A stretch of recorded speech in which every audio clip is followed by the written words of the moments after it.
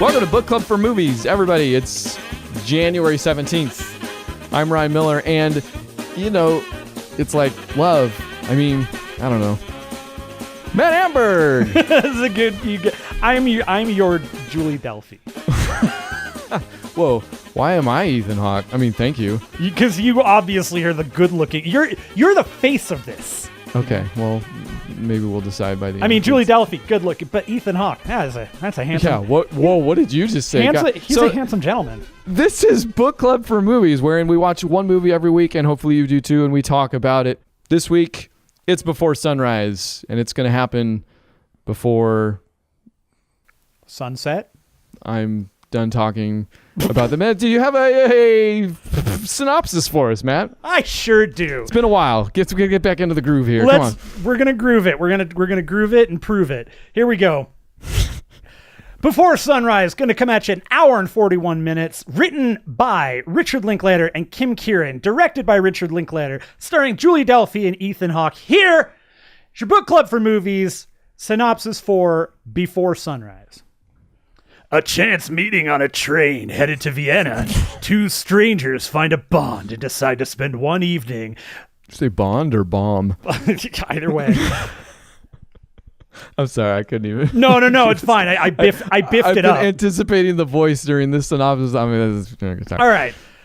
Two strangers in a chance meeting on a train headed to Vienna Vienna.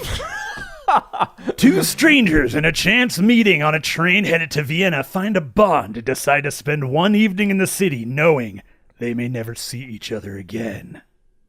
Oh, okay. It's a synopsis. No, it is, and it's actually the plot. That is the entire plot. Yeah. Which brings me to my first point, Matt, here. So, you've seen this before. I have heard about it endlessly. It's probably the top film and maybe franchise from film school that I heard about and never watched. I have watched it now, as I do for most of the shows that we record. That's nice. I'm glad you're not lying. How do we approach this? It's something that most podcasters would talk about off the air.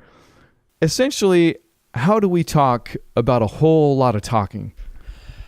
Before Sunrise is what that synopsis is actually, that's the whole movie, right? So it's Ethan Hawke is on a train and Julie Delpy's on a train. If it drops below 50 miles an hour, Richard Linklater's Speed 3. Okay, so I'm sorry. You're halfway through the plot already.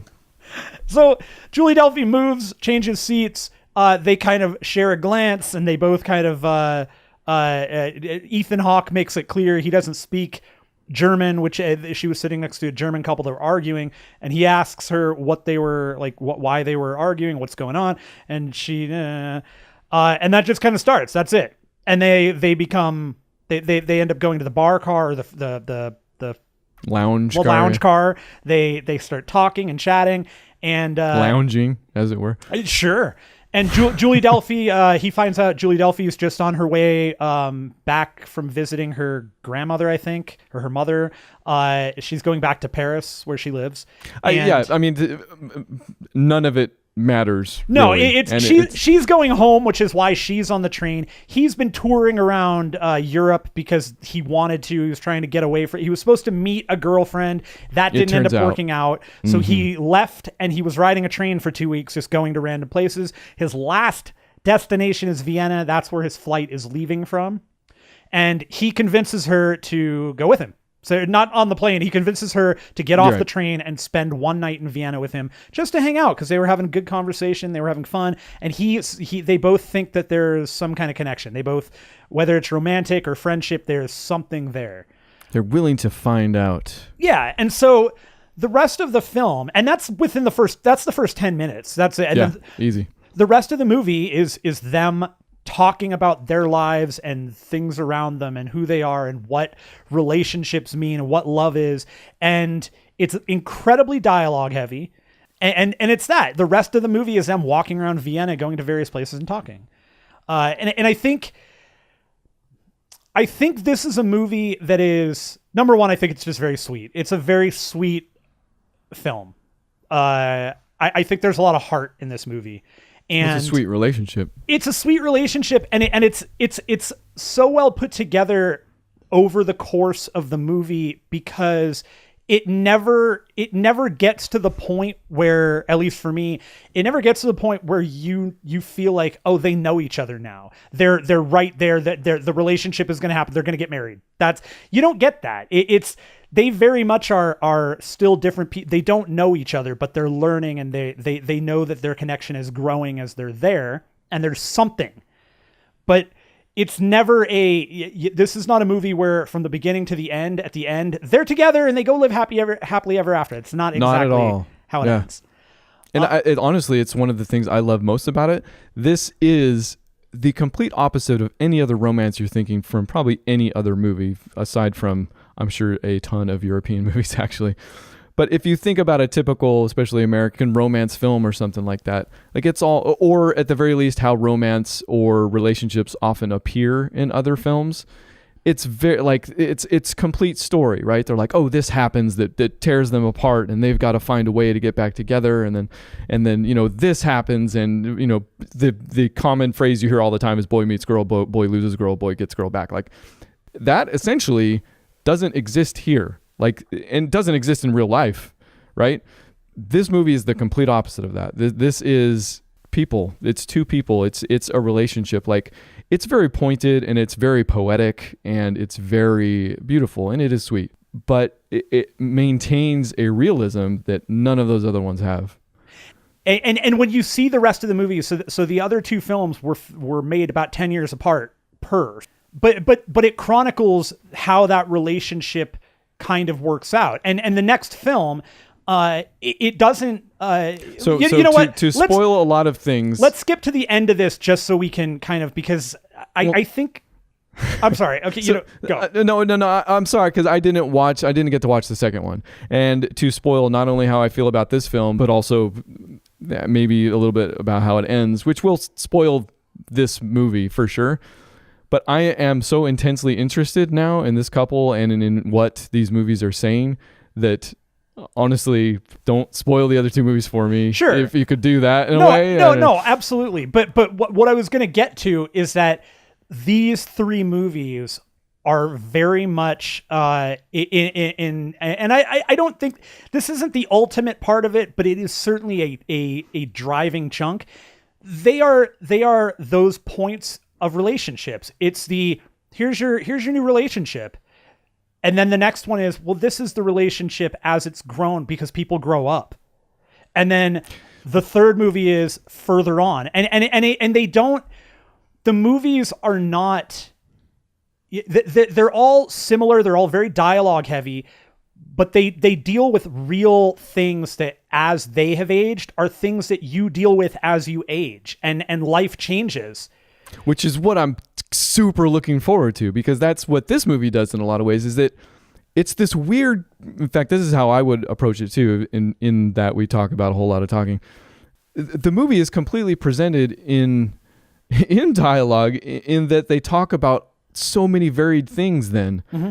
And it creates this movie that's hard to pin down in a way that you kind of feel, that you absorb more than you even understand, I think. Because I cannot remember everything they talked about.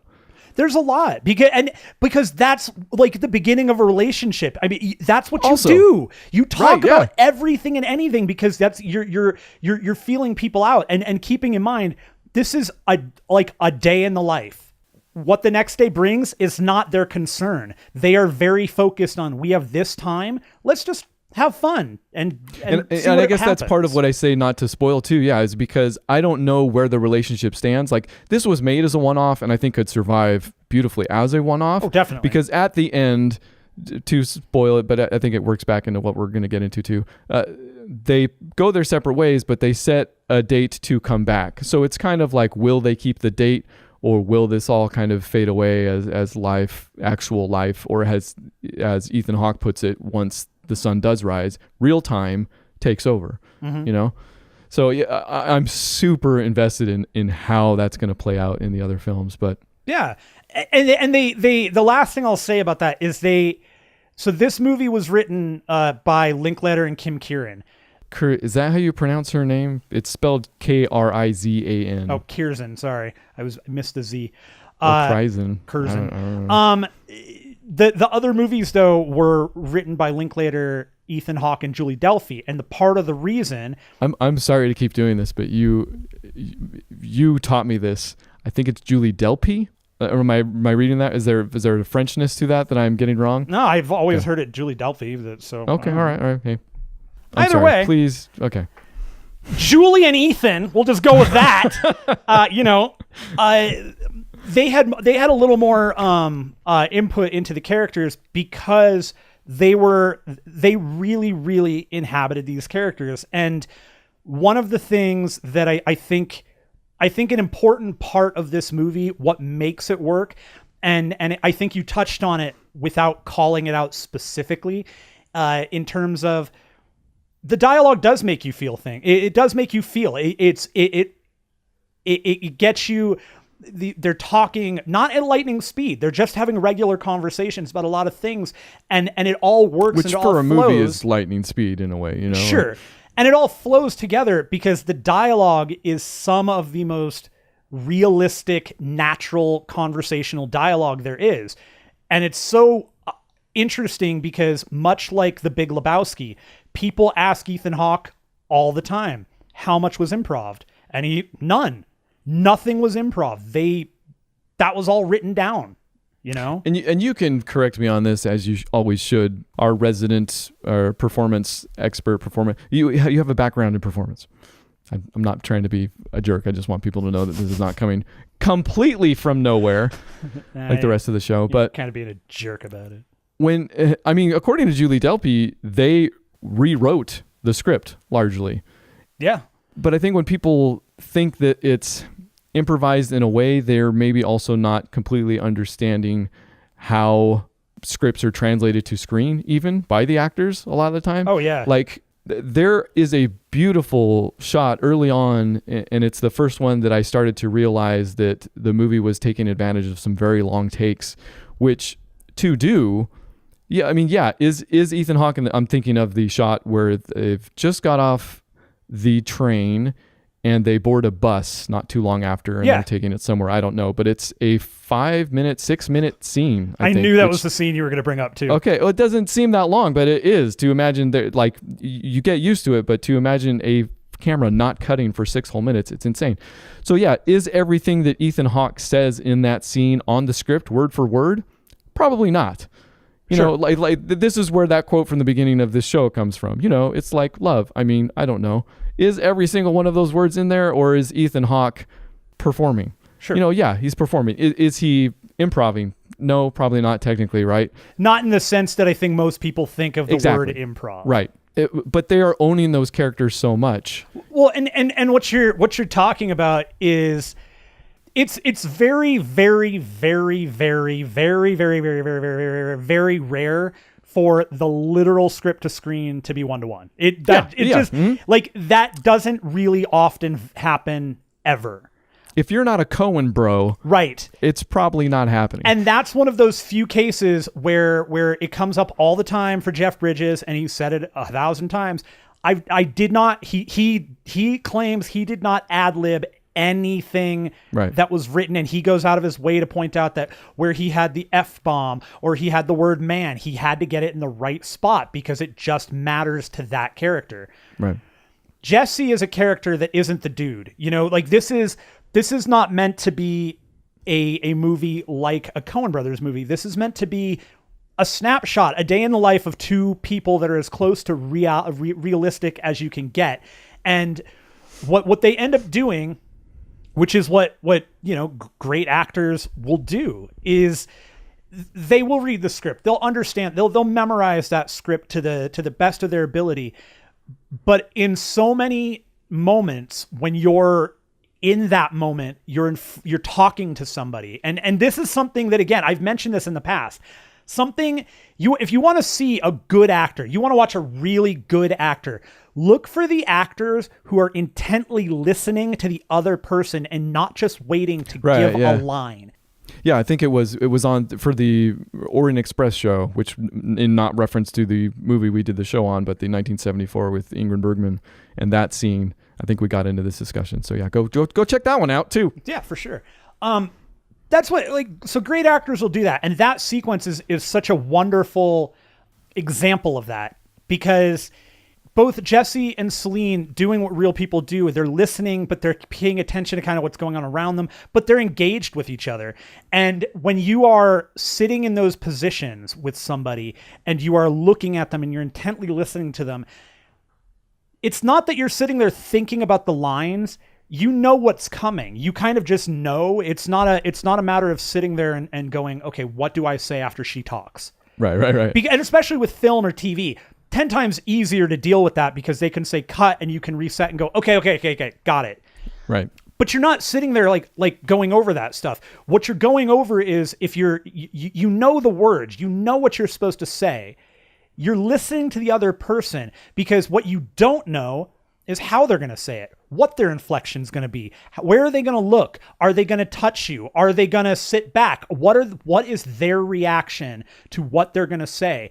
And you have to have an appropriate reaction with that. And sure, you get through this with rehearsals, of course, but rehearsals are just that. It's never always that. It's never the same. Right. You know, you'll get it to a point, but there's always going to be a little bit of fluctuation.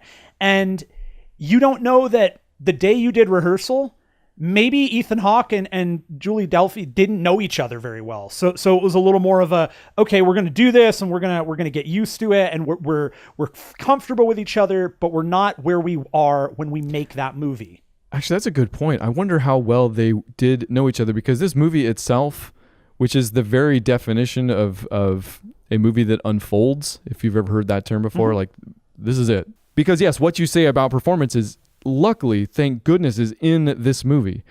That whole playing off each other and understanding. So when you say like maybe they didn't know each other well enough yet, I wonder how well they did know each other at this point, because this movie beautifully portrays a couple in the early stages of relationship to the late stages of a relationship, where essentially they still don't know each other that much, but at that point it's a lifetime, you know, like you get the feeling. In fact, maybe I get into this now. There's a point towards the end of the movie where it's like they talk about something means that it happened. Like and it takes place pretty chronologically too. They talk about their earliest experiences with love. They talk about marriage. They talk about having a kid. And I don't just mean they talk about like, what if we have a kid? They share a story about like, I had this friend of mine that had a kid and all this stuff. Right. And that it's like almost like that becomes when they had the kid, to the point where when the sun does rise and he does make that statement about returning to real time and they're holding hands, I look at them like they're an old couple strolling down the street, you know? Sure. And to bring it all back, that doesn't happen if those performances aren't there. Sure. Right? If what you said isn't there. Right. And one of the things that just to kind of like wrap this whole part up and to punctuate it is, when you talk about ad-libbing, there is more to ad-libbing than just being able to go off on a tangent. There's more to ad-libbing than you've watched the outtakes from Superbad, and you've watched the outtakes from all those comedy movies, the Judd Apatow stuff, where yeah, that stuff is all promoted. And that's not to say Richard Linklater is not doesn't have a problem. He's probably fine with ad-libbing, but in this case, the ad-libbing isn't going crazy off book. The ad-libbing for him is, I'm listening to her, I'm hearing what she's saying, and I'm reacting to it. And they're keeping like the base of what he's supposed to say from the script. Maybe he's changing a couple of words around. He's saying it more like Jesse would, because when they write it, Ethan Hawke isn't Jesse yet. They wrote it as maybe Ethan Hawke had always been cast. Maybe that was Richard Linklater said, I'm doing this for Ethan Hawke. Done. Like, that's it. Maybe that's the case, but it's not. There you go. But when any writer puts stuff down on a piece of paper, they have an idea of what they want to see. And if it's a director, the director has a very clear idea of what they want to see. But a great director working with a great actor is going to have those moments where you can say, okay, I know that you didn't get every line. You may have skipped lines. Maybe you skipped multiple lines, but you took the general idea of this paragraph, of this amount of dialogue that you have, and you put it into your character and you made it yours while maintaining the integrity of it. Which is paramount for a movie like this. Absolutely. Like, it lives and dies by it. Yeah, and it lives. It totally does. And I mentioned how when they talk about it, it's almost as if it has happened. And I think that's bolstered by how the movie is filmed. It's a beautifully shot movie. I don't want to pass over that. I think it's obviously done in service of what they're saying, but it also complements it nicely. Like at one point in talking about all these different things and in talking about life, they get into the nitty gritty. They talk about, well, if we were together for a long time, stuff about each other would start to annoy each other.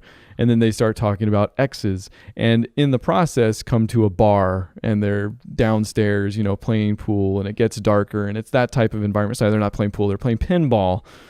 But it's at that point where, because the movie has been relatively flowery until then, and it's been about, romance in differing aspects, but it's at that point that I realized that they were going to take us through the cracks in the wall as well, right? Like they started talking about past loves and exes, and while this is where it comes out why he was really down there is because he was visiting a girlfriend that was his girlfriend that he broke up with at the end of this trip, it seems, and in fact left early. It was why he was going through Vienna, and she talks a little bit about hers and whatnot, but it takes place in this dark environment where they're not looking each other in the eye anymore. They're kind of playing pinball while they do it. So again, just that when they talk about it, it's like it happened. Like this was the dark moment of their relationship that's, taking place over the course of 12 hours instead of 12 years. Right. It's the minutia of relationships, of meeting people. And I don't just mean relationships of like we're dating, relationships, friends, meeting new people, being engaged with somebody. And that's something that when I call this movie a slice of life, I think that all three of these movies kind of form one giant slice of life over time. And the wonderful thing about it is that especially here, because this is one we're talking about, Before Sunrise, the minutia is what drives this movie, but it's the minutia of the relationships of people instead of the minutia of external forces, the minutia of work. Yeah. They are young, they are out having fun, they're trusting each other to a point, and they're learning about each other. And it's weird. I don't know where this is going to go, but honestly, the stories they tell are the ones, like those are the stories from other movies, right? Like the story about him going to Madrid to, I don't know, reconcile or to see his ex-girlfriend, and then all of her friends are there and then they break up. Like that's another normal movie. Like that's a normal American romance there, right? Like, and then it's his trip throughout Europe to meet the new girl or to find himself or whatever. Right. But yeah. Which is maybe this movie, but well, that's what it starts off as, but then it turns into something else for him because we don't. Because the nice thing is we don't get that journey. That journey is done. He's done with his journey. He's on his way home. It's the last day.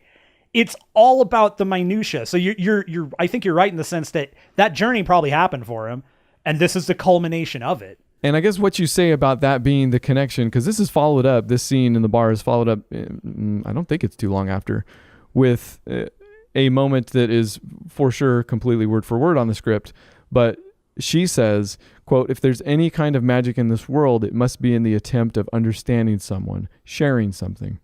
And there's a little bit more that comes before and after that. But I think that's a pretty good distillation of this film, just all together. And there are a lot of poetic moments like that. Like there are lots of moments, like I said, some great writing in there. There's a whole bit about Ethan Hawke, really close to the end, talks about how you get sick of yourself because you're just always with yourself. Right. But when he's with her, she makes him feel like he's with somebody else, speaking of himself.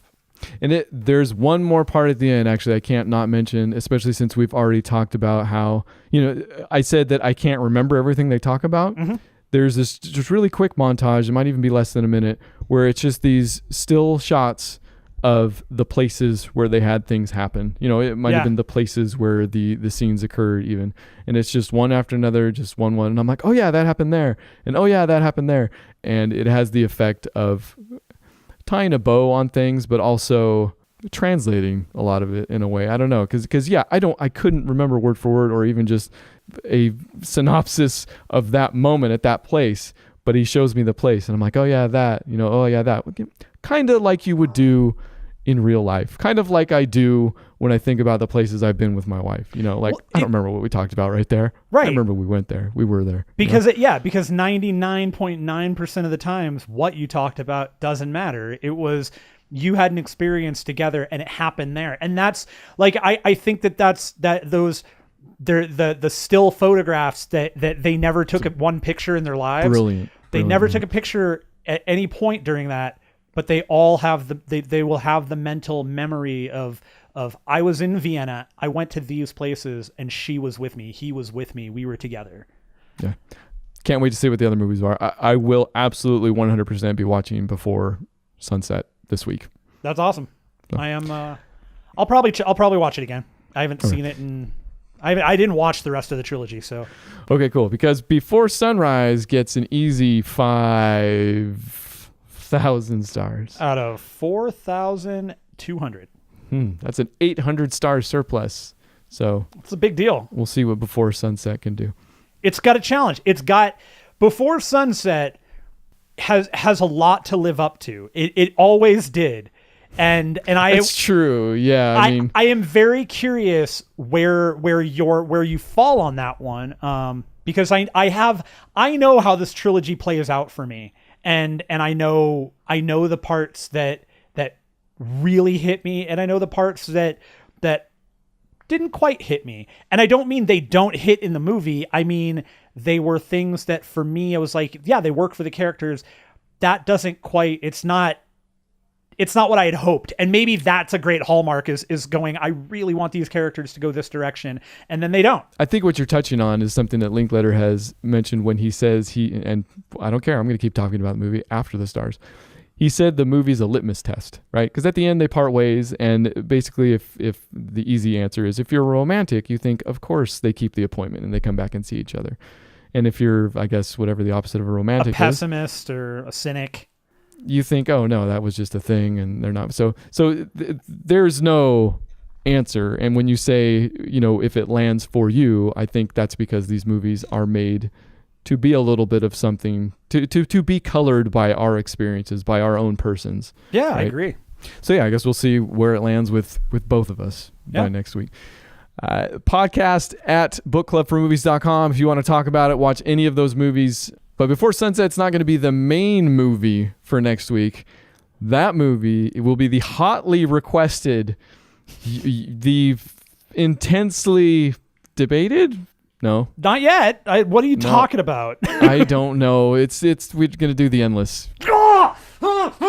I'm so excited for you to watch this. I can't wait to go into a rewatch on this because there was so much I missed, and I can't wait. Yes, if you've heard many of the other shows where Matt has watched The Endless not too long ago and has recommended it to me numerous times, and I've just got busy. It's gonna seem especially egregious this week given how many movies I did watch. But no, I haven't watched The Endless, so we can do a show on it next week. That was the main reason. Terribly exciting. I'm very excited about this. It's going to be excellent. I'm looking forward to seeing it again. I'm looking forward to hearing about it. I really hope some people check it out because this movie is totally unique, totally out there. Last time I checked, it was on Netflix, so right, it should be out there for streaming. And make sure you check that out. Also, just as a quick reminder, because you keep mentioning older shows, do you keep doing that? Go back if you're interested. Check out our best of. We did our Fave 5 from last year, and I think that we picked some pretty interesting shows that are totally worth, in my opinion, going back and actually listening to if you missed it. Yeah. So make the pain worth it. Yeah. Check it out. So again, podcast at bookclubformovies.com. You know where we're at on the Twitter and everything else. So with all that being said, let's just do the rest of the show. Okay, rest of the show. I watched, I'm not even going to count. It would take too long to count them. 2 of yours are in my list. You're gesturing 3 at me. You have a third one. What's the third one? To talk about the third one first. All right. I checked out, this movie came out last year called Sorry to Bother You. It was directed and written by Boots Riley. And it stars, it's got Lakeith Stanfield and Tessa Thompson in it.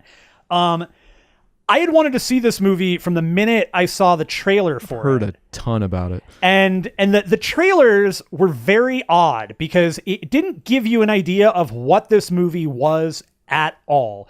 It makes a point of saying that Lakeith Stanfield's character is looking for a job. He gets a job as a telemarketer, and he's told by Danny Glover that you're never going to succeed using your normal voice. You need to use your white person voice. And then he comes up with a white person voice, and all of the black people in this movie that are involved in this telemarketing thing have a white voice, and they're all voiced by, one's Patton Oswalt, one's David Cross. So some crazy voices. There's Rosario Dawson's got a voice floating around in there. There's a couple of others that are in there. So the actor starts talking in their white voice, and it's a different person. Oh yeah, no, it's Patton Oswalt. Like, it's a voiceover. It's all right. And they do. I had no idea. They do a totally great job of making that all work. And the movie takes place in a very it's nondescript and yet completely realized form of our world, but it's totally not. Like, it's a huge chunk of what this movie is a it's so hard to talk about. This movie is so hard to talk about without getting into some of the nitty gritty. Like spoilers, or because you're right, I haven't heard a ton about the actual story, so it makes me wonder. The spoilers, yes, I guess it's. I just don't know how to talk about this movie. It sounds like it's good. And as we talked about, I think last week on our best of, the harder a movie is to talk about seems to be a pretty good barometer of quality. And I think this movie is terrific. It looks great. The way it's built up totally makes sense. It's very funny in where it needs to be funny. It's also very pointed where it needs to be pointed. Steven Yeun is in it from Walking Dead. Glenn, he's in it. Okay. He has a big part in it also. I forgot to mention him. He's actually is his eyeball in his head? It is this time, and he doesn't have a big dent. He's actually an important part of the movie because it has to do with some forms of slavery in some ways. It has to do with unionization. It has to do with how people are treated. It has to do with how people change with money and with fame and with power. And it all kind of culminates into this weird thing where you find out, and this is brought on early in the movie, but there's a company that he doesn't realize he is working for that is writing contracts for people that can't get jobs, or that are just having problems, or they just want an easier life, quote unquote. And so they have these, they sign a contract with this company where they're fed and they have housing, and it's basically like dorm room housing. And they get up and they build cars, they build weapons, whatever it is they're doing. And that becomes a huge part of what's going on. I don't necessarily want to give away how this movie kind of turns out. Yeah, no. The movie already sounds like it's okay. You've got the white voices and stuff, and there's an entire group of people that are protesting this company that is they feel is indentured slavery. With the people signing contracts and living at this thing. And so they're going around and vandalizing stuff. And so there's all this art and all the, and it gets to this point where the main character is given an opportunity to make a huge amount of money. And Armie Hammer is the head of this company. And I don't know how to explain, but here's where there's a point where the movie goes off the rails, like in a good way.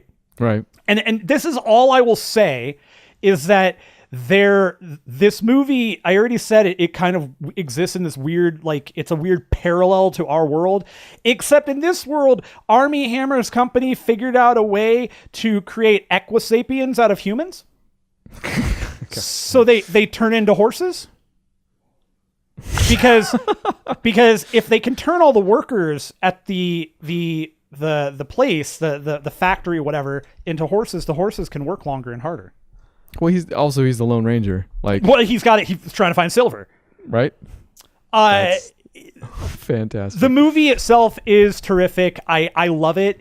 The dialogue, the look of it, all of it's great. They do practical effects for the Equisapiens because you see them. Gosh, they're on screen, and when you see them the first time, the minute you see them the first time, it's that what the hell did this movie just do? Because there is at any point up until the moment you visually see it, there is no indication that is happening. Very good flick. I appreciate you doing that in your white voice too, actually. Thank you. By Patton Oswalt. I do. I have a ton of movies. I basically, at some point, both with playing the Switch, made the decision to just watch movies instead of play Xbox. I didn't touch my Xbox. Basically watched a movie almost a night. I'm going to cut it down a lot, but I'm going to mention them all. So why not? Again, we're playing a little bit of catch up here. Finally watched Jingle All the Way. All the way. Phil Hartman is an absolute treasure in that movie. He's amazing. Also, it's another Chris Columbus joint. We've recently, with our Gremlins talked about how he just has his finger in all this stuff. He's got his finger in here too. I've long heard this is a quote unquote bad movie. Whatever. I don't know how it's, or maybe I do know how it's a bad movie, but if you can't have fun with it, I don't know what to tell you. You know, like, yes, it jumps probably a few sharks there towards the end, and it's over the top. I think it's smartly made because it does include Schwarzenegger doing what he does best, winking at the camera. Totally. The whole movie is a giant wink in a way, and towards the end, the wink just gets bigger, you could say, and it's a ton of fun. I do love that movie a lot. I actually, that's a pretty common Christmas one. It's not a yearly, but I do pick it up every now and again because I find it delightful. I don't know if it'll make the rotation. Again, the holiday movies is kind of a new thing for me and the family too, but the whole family enjoyed it, so whatever, 10 out of 10. Didn't as much enjoy Venom. But I'm not even going to watch it. Zero interest in it. Okay, well, let me tell you the good things about it. Riz Ahmed, if it's probably how you say his name. Yeah. From Rogue One. Rogue One, yeah. Amazing. Like, he's really good in this film in that he plays somebody completely different. Like, he plays kind of like a Steve Jobs evil type. Not that Steve Jobs was evil, but that if Steve Jobs was, whatever. He's the head of a large tech corporation and is evil. And you wouldn't think he could pull that off. Like, he's kind of a smaller dude, and he plays such a sweet guy in Rogue One that the flip in this movie is awesome. Like, he does an outstanding job. In fact, I would say he's the standout. Like, Tom Hardy is Tom Hardy. Like, he's not, the best thing I can say about him is that he's not as bad of an Eddie Brock as he looked like he was going to be in every single one of the trailers. Yeah, those trailers did no favors for it. He's not great. But the story is more of a mess than anything. And basically what it comes down to it is that I don't think that movie was made by nerds, essentially. Like, there just isn't a reverence or care for, I think, the subject matter that's so obvious in movies like Spider-Man Homecoming or Suicide Squad. Part 2. Suicide. Yeah, it is. There was Suicide Squad-esque. Man, there's just that, you just hit that on the head for me, by the way, for trying to figure that out. That's what it was. I don't think, and Ayer, I think, said it. He'd never read the books. He didn't know anything about them. Yeah. Why? This is in no way or means a Suicide Squad. It's more bizarre in their choices. Like, they want Venom to be a hero. So at one point when Brock gets taken over by the symbiote, like, he fights against him, and there's actually some pretty cool action sequences. But the whole relationship that they try to bang out ends up being so bizarre and tonally just off the charts weird from time to time. Basically, by the end, it's almost a romance. Like Brock gets back with the symbiote, and the symbiote helps him to kill the other symbiote. And when Brock essentially says, "Why are you helping me?" Venom gives his version of the line of, "I counted on everything, but I didn't count on us falling in love." I'm not even that far off. It sounds like they did a terrible, terrible, terrible version of the Hulk.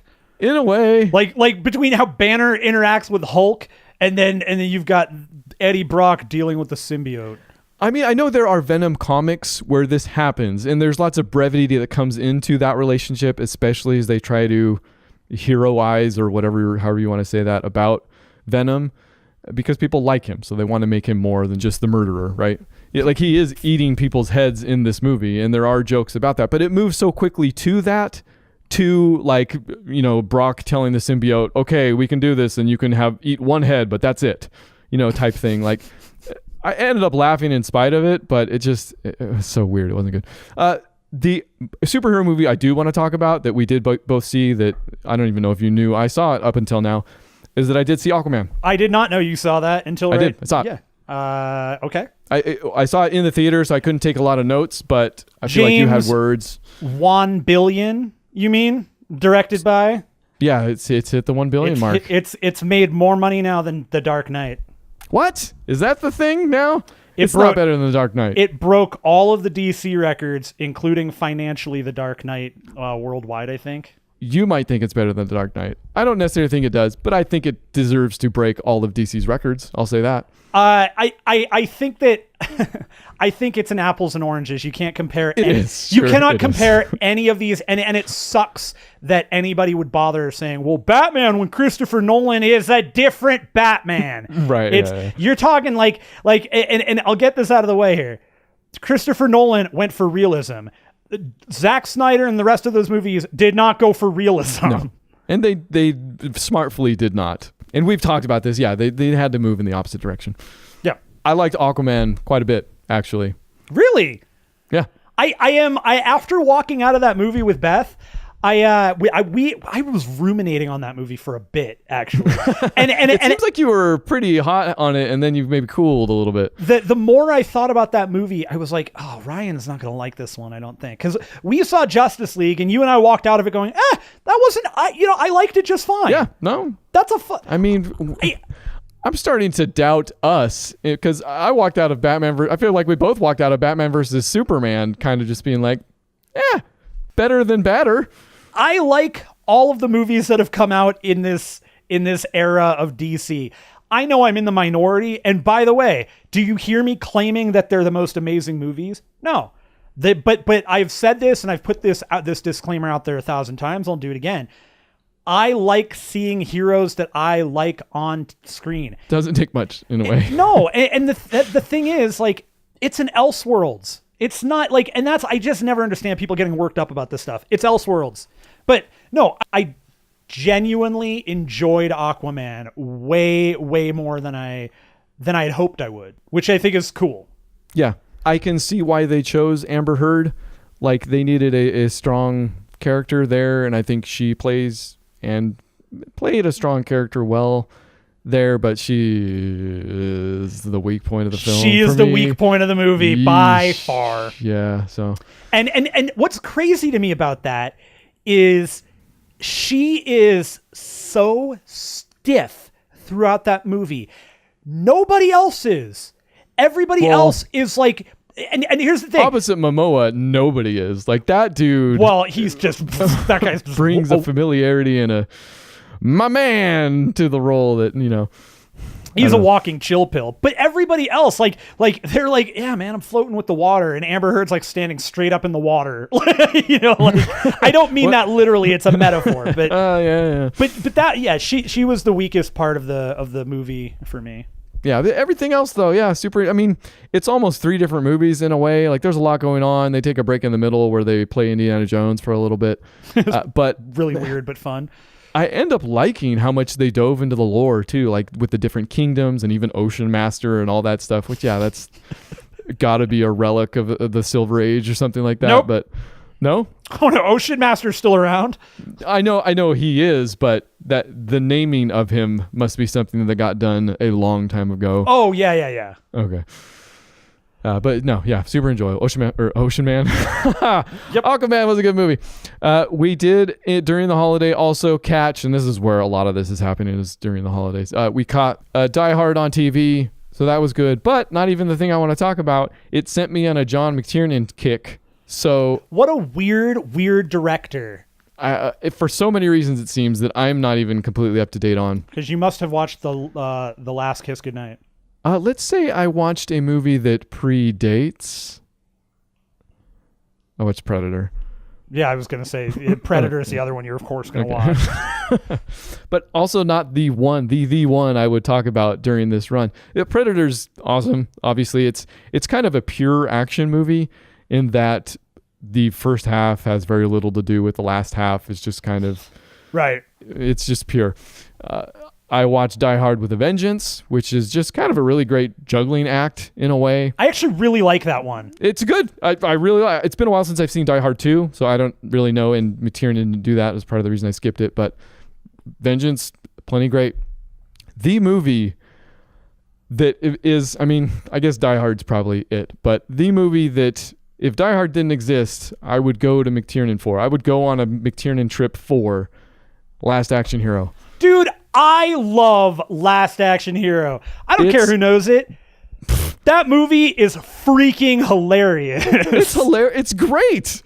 It's better than hilarious. Like this is another one I think probably like Jingle All the Way that is had for bad around the world. Like people talk about this movie, and especially at the time, I remember it bombing. Like people not enjoying it. Big time. But I just don't get it. Like it's so good at what it does, and what it does is put a movie within a movie and somehow still make it watchable. Because that's a landmine in so many ways. And an action movie for all intents and purposes. This movie opens on a parody action movie that takes place during Christmas. Of course it does. From the director of Die Hard. Mm-hmm. Mm-hmm. Yeah, and yes, Shane Black did write part of it or help write it. Duh. But they've put Arnold in it again, appropriately. Jack Slater. Yeah, with a great name.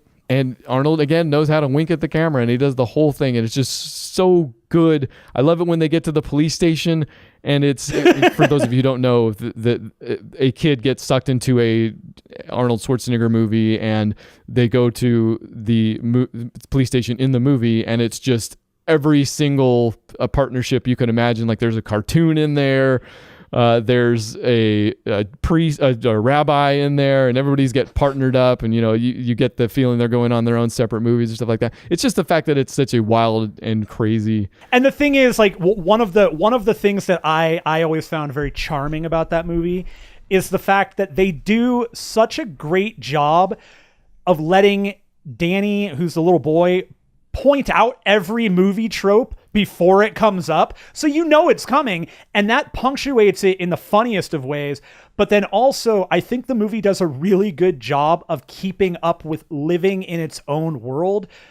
As in, there was the movie, and the movie that existed happened, and everything that's happened in any other movie with Jack Slater happened, and now he's in like the downtime when they're not making Jack Slater.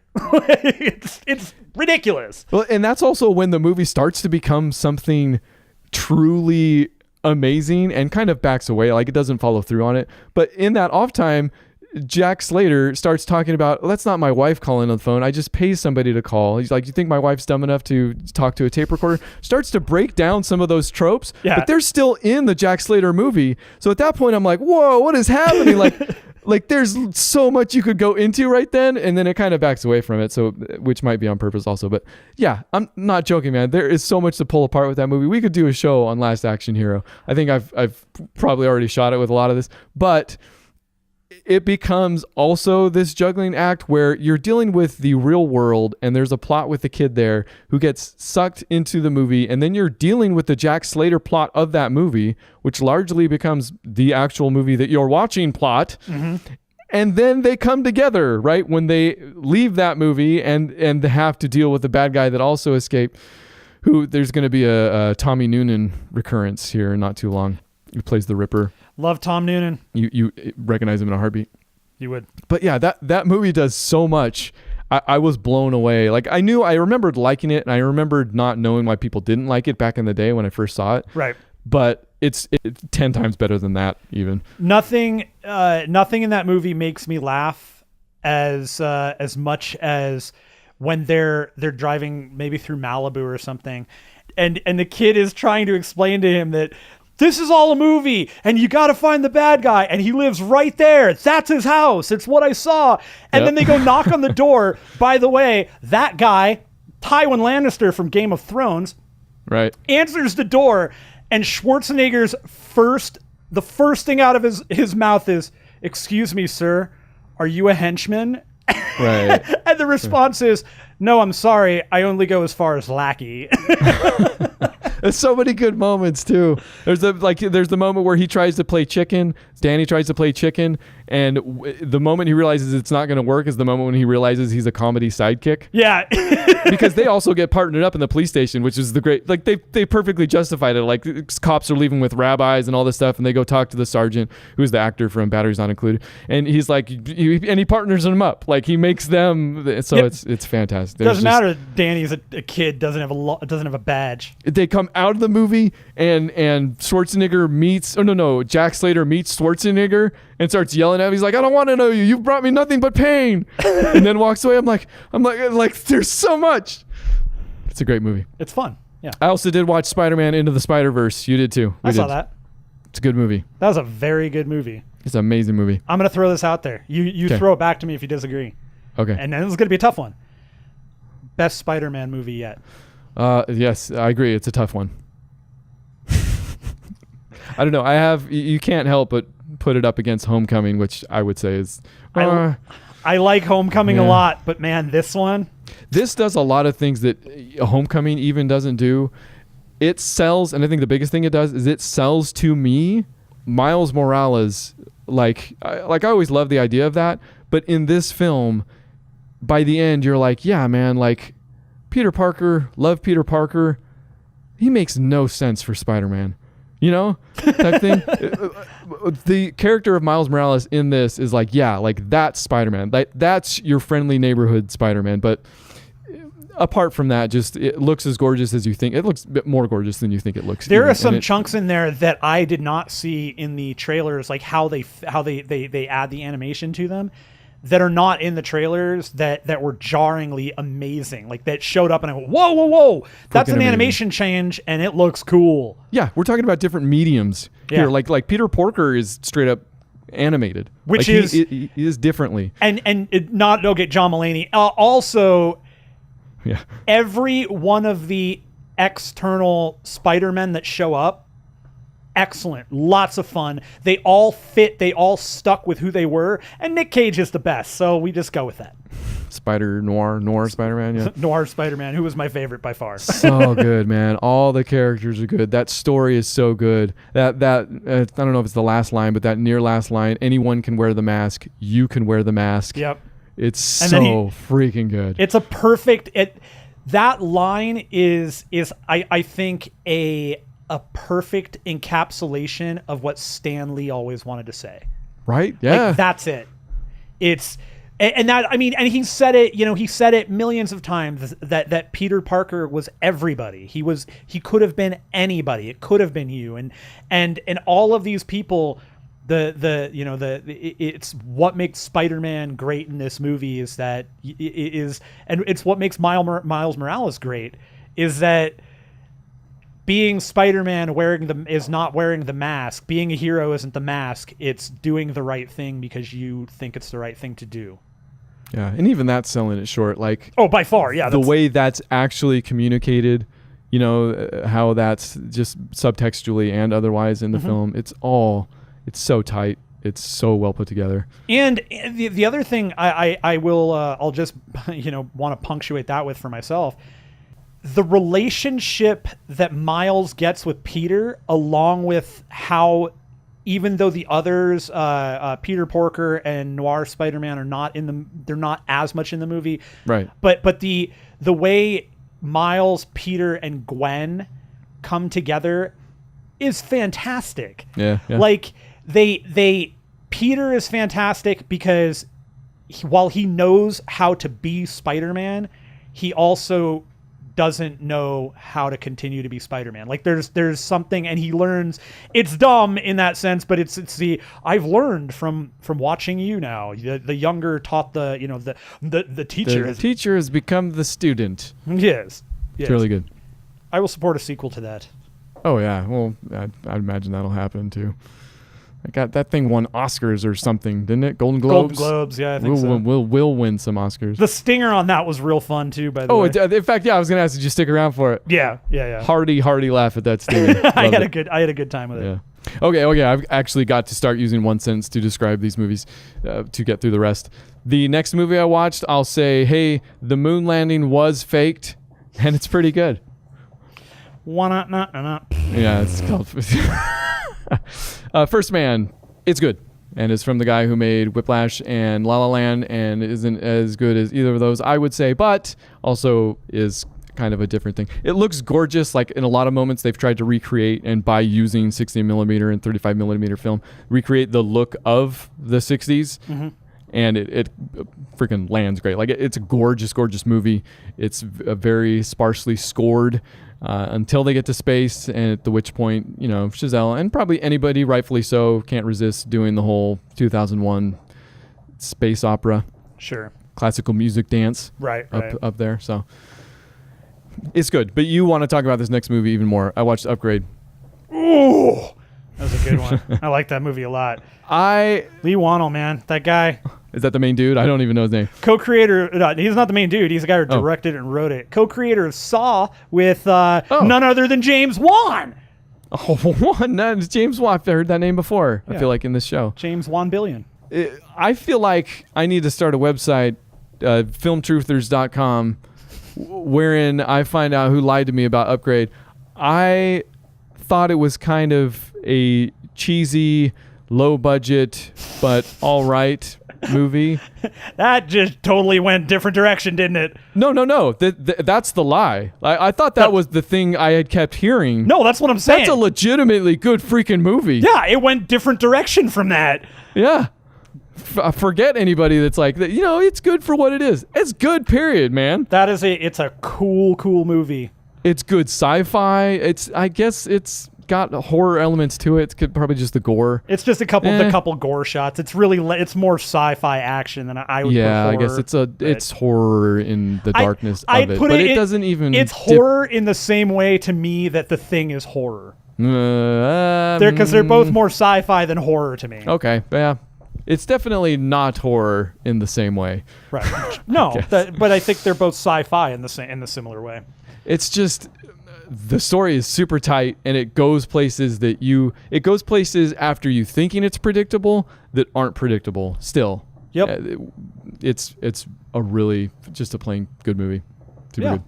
A lot of fun. That first fight scene too, man. That when he finally gets taken over by Stem and he lets Stem take over for him. That is a fascinating, and there are some incredibly cool moments in there if you pay attention to the choreography, because you got to remember that Stem only helps him from the neck down. So he still has issues like moving his head around a little bit. And there are times in the movie where he has to physically move his head with his hand, and Stem goes like that so that the punch goes past him. That is rad. I missed that. Okay, all right. And it's in that the main time I noticed it was right at it's in that first fight when he's like you're seeing him just stand there like he doesn't know what he's doing. His body's just going. The guy goes to action sequences are freaking great, man. They're fantastic, and I like the whole concept of that movie is great. And I really, really liked the guy with the guns in his hands. he's pretty cool. But the concept is great, but it doesn't get mired down in that, man. No. Like there's not a whole lot of hand wringing about what makes a man and stuff like that. Which there's a little. I would say there's enough of it because the bad guys they use it to add layers to the bad guys in a way that you're like, oh, those freaking bad guys. But it does not get mired down. Like it doesn't use the sci-fi doesn't become a crutch. Right. Anyway, much like The Thing. Yes. Hey.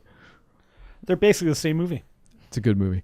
I did watch the Equalizer 2, which is the Equalizer 2 for any new people. I didn't realize those were Fuqua movies. Antoine Fuqua. I think the first one I knew was. I didn't know the second one was. Yeah, second one is too. Huh. I mean, not that they're bad or anything. This one isn't bad. Really, just when I think of Antoine Fuqua, I think of. I mean, everybody thinks of Training Day, but still, you think of movies like that are... The Magnificent Seven.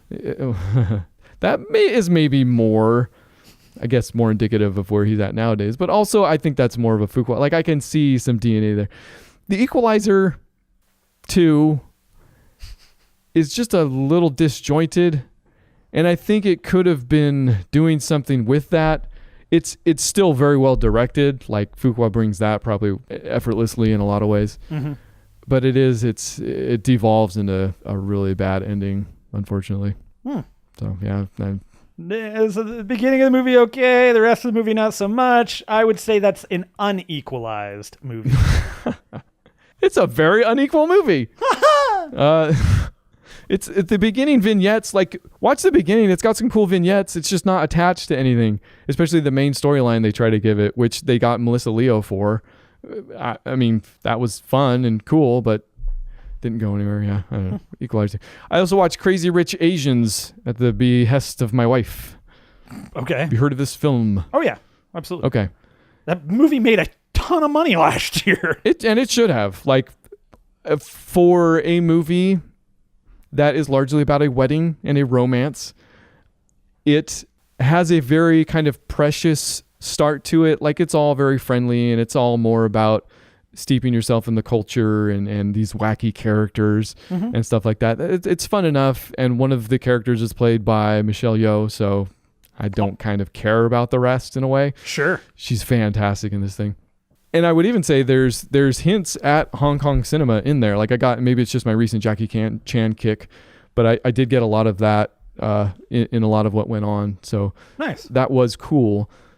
About halfway through, it really kicks off, and I could not tear myself away. Like, it's really great. And it's largely because those two worlds collide in a way. It does say a lot about class, and it doesn't say a ton about class. It's honestly more about people and traditions and stuff like that. But culture enters into it in a way that's celebratory, but not out of context. The main character is Asian American, and she's taken to Malaysia, where she gets, this family is rich, and he's got brothers and sisters, stuff like that. There's a lot of great touches, and it comes together in this face-off, this kind of final mahjong scene between the main character, Rachel Chu, played by Constance Wu, up against Michelle Yeoh during this game of mahjong that is an all-time great, along with the eventual proposal scene that does, yes, take place on a plane. Like he caught her on the plane. Sure. Why wouldn't it? But it pulls it off. It's really good. Nice. It's a good movie. Okay. I can't do this to you. I've got 1, 2, 3, 4, 5, 6, 7, 8, 9, 10. Good. Great. Yeah, we're done. Like 15 more. Why don't we just call it? Like, you've been drinking too much. I'm cutting you off. Yes, this is my version of that. It is, in fact. I'm drunk with movie over here. Dude, you're an addict, man. I will say, you're gonna love some of these other ones. I am going to save them for next week. Maybe I'll work out a better way to not say one sentence about them. Maybe do 5 next week. Okay, all right. 3. You're right. Maybe I've built up a reservoir now wherein I can watch one movie a week like our viewers and put all my energy towards that. Which this week will be The Endless. Yeah. Check it out. We're going to do that. We've already told y'all this. You know where podcast, bookclubformovies.com. Hit us up. Send us emails. Send us tweets. You know all that stuff. About any of those movies. Or other movies. About Upgrade. Mostly Upgrade. Actually, no, mostly The Endless probably would be That would be the best one right now, yeah. That'll be next week. Thank you. Good everybody. Bye. Good everybody. Bye. What? I don't know.